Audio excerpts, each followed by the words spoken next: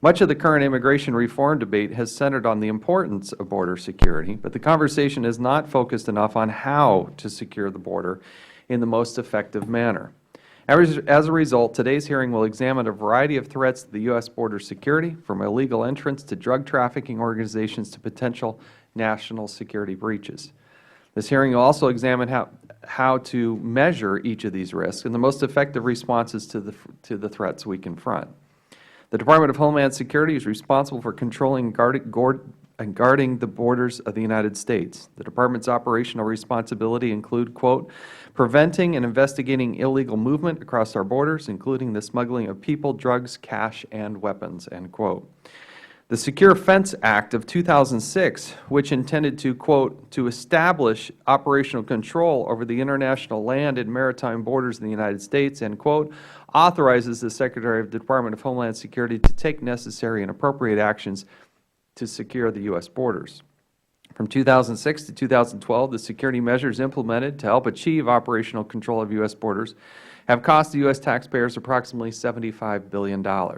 Despite spending tens of billions of taxpayer dollars to secure the border, the Government Accountability Office reported in 2011 that there were only 129 miles of the 1,954-mile-long southwest border, or roughly 6% of the border, where Border Patrol can actually, quote, deter or detect and apprehend illegal entries, end quote, at the border itself. 6% operational control. The lack of operational control documented by GAO directly contradicts statements made by the Administration that the border is the most secure that it has ever been. After GAO reported low levels of operational control, DHS changed its policy to make the number of, quote unquote, apprehensions the measure of effectiveness. However, the number of apprehensions which DHS uses as its metric now does not indicate whether Federal Government efforts to secure the border are actually achieving operational control or not. One of the fundamental questions I have is, if the rise in apprehensions is increasing, does that mean the border is more secure, or does that mean the border is less secure? If the number of apprehensions is declining, does that mean the border is less secure, or does that mean the border is more secure? I asked the Attorney General this question. Attorney General Holder said, you cannot draw a conclusion based solely on apprehensions. I've asked the Secretary of Homeland Security, who didn't really give a thorough answer to that question. It's something we need to explore, not to play gotcha, but to try to come up with a metric that we can all live with, and when those metrics change, you can't compare them to past performance. And that's something we need to explore. Since the creation of the Department of Homeland Security, the Committee's oversight efforts have examined the effective use of taxpayer dollars at the border. While the Department is working hard to secure the border, there are examples of wasteful spending. For instance, SBI Net, which was intended to improve video surveillance of the border, has costed taxpayers roughly $1.2 billion. But SBI Net has been deemed a failure. On April 2nd to the 4th of this year, members and staff of the House Oversight Government Reform Committee, including myself, traveled to Yuma, NACO, Nogales, Arizona, to assess the Federal Government's most recent effort to secure the border. I appreciate the men and women that we interacted with there. We had a very productive trip. The committee also visited the Eloy Detention Facility in Arizona. It was briefed by prison and ICE officials. The committee learned that the individuals classified as OTMs. How the Department classifies people, OTM stands for Other Than Mexicans, accounted for roughly 900 inmates from 60 different countries out of approximately 1,500 in the Eloy Detention Facility. In other words, more than half of the people at the detention facility were not Mexicans. They were from 60 different countries. For those that assume that the border problem is simply a problem with Mexico, that's just not true. There's nothing statistical that would support that.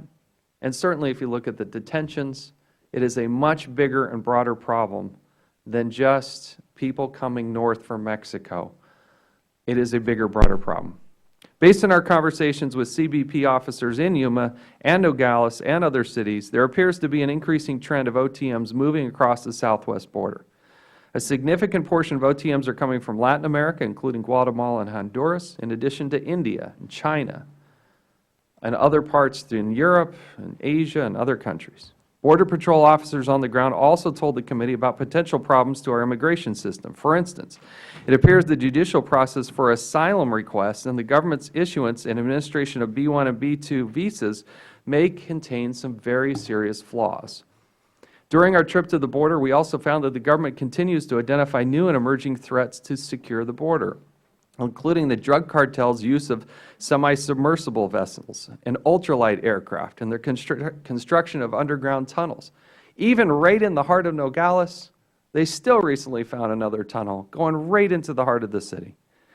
Today, we hope not only to discuss these threats, but also responses to some of these risks, including the use of effective drones, strategic placement of troops and others, technology which can successfully be implemented along the border.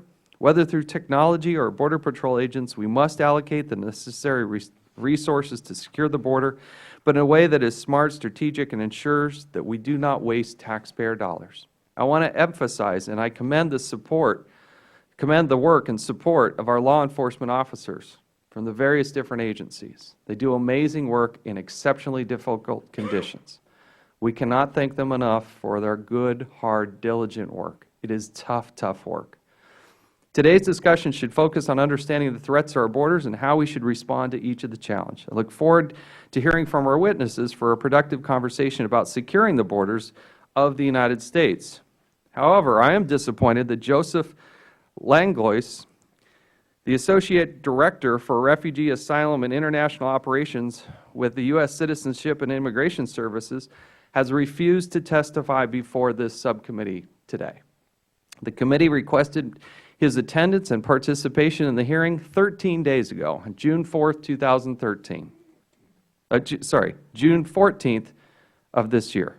Despite providing essentially a two-week notice to testify before the subcommittee, the U.S. Citizenship and Immigration Services has declined to appear, asserting, quote, "Due to the lack of sufficient notice to prepare and clear testimony, as well as prepare a suitable witness, USCIS will be unable to appear at the upcoming June 27th hearing on border security."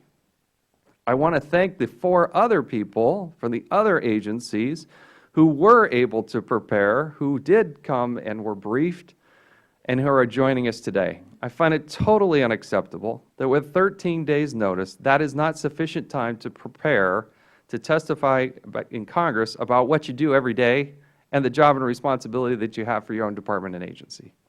So I thank those that are here. We duly note the person who is not here and find that unacceptable. The American taxpayers deserve answers to these important questions before this subcommittee today. We have left the seat open, hoping that the witness would appear today, but it appears as if he's not. Again, thank you for the agencies that are here today. I also want to thank and commend my colleague Trey Gowdy for his work. He is the chairman of Judiciary of the subcommittee that's dealing with immigration. As we move forward in dealing with the problem that is immigration from a legislative standpoint, it is critical that we get the border security portion right. Every bit of legislation, whether it's in the Senate or the House, has always focused on how are we going to secure the border? How do we assure the American people that the border is secure? There has been legislation that was passed in 2006 that dealt with supposedly securing the border and the fence, yet only 6% operational control. Earlier, we passed legislation that would ensure a viable entry-exit system. We have none. That's a problem. We need to discuss that today. So I look forward to the Congress tackling immigration reform. It is much needed. We need to understand what's happening at the border, and we appreciate those that are here today.